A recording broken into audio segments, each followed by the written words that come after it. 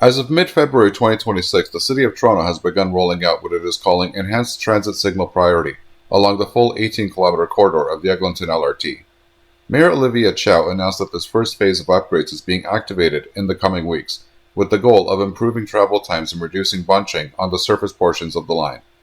This is significant because while the crosstown runs underground through Midtown, the eastern and western segments operate at street level and are subject to regular traffic signals. When you need a second announcement to say the train might finally get green lights, you know something went wrong.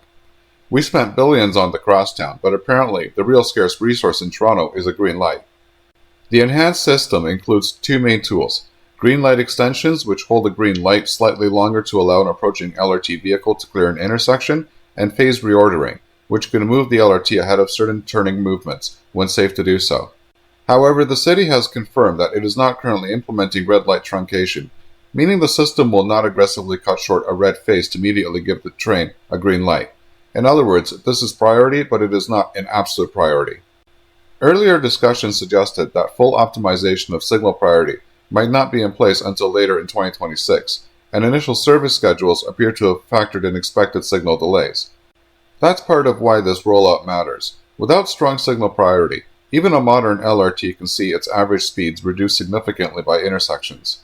The upgrades now being implemented should improve reliability and shave time off trips on the surface sections, though how much improvement riders will actually feel depends on how assertively the system is tuned once fully operational. Signal priority on the Eglinton Crosstown LRT should have never been a Phase 2 conversation. It should have been fundamental from day one. When you build surface LRT and don't give it strong, consistent priority at intersections, you are voluntarily reducing the return on a multi-billion-dollar investment. Now, to be fair, implementing and tuning signal priority isn't as simple as flipping a switch.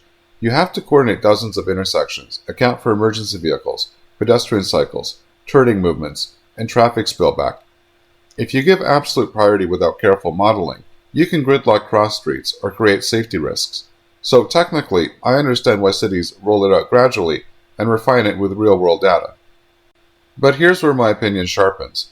Toronto has known this line was going to operate at grade for over a decade. The engineering, modeling, and political groundwork for assertive signal priority should have been locked in well before opening. When you launch a service that announces that you're enhancing priority afterwards, it suggests the system was opened in a conservative configuration, likely to avoid driver backlash. The good news here is that enhancements are happening now. If they're tuned properly, meaning meaningful green extensions and intelligent phase rotations, riders will see better reliability and slighter, faster trips. The surface sections in Scarborough and Etobicoke especially need that improvement to feel rapid. I hope that you liked the video. If so, please give it a like. If you're not subscribed and want to be notified of new videos that are released, please click on the Art Toronto button here. This is the video that I would recommend for you to watch next, and I'm sure that you're going to love it. Here's the playlist for all of the latest in transit news and views that you're going to find very informative and interesting. And finally, here is the latest video. Thanks for watching and happy transiting.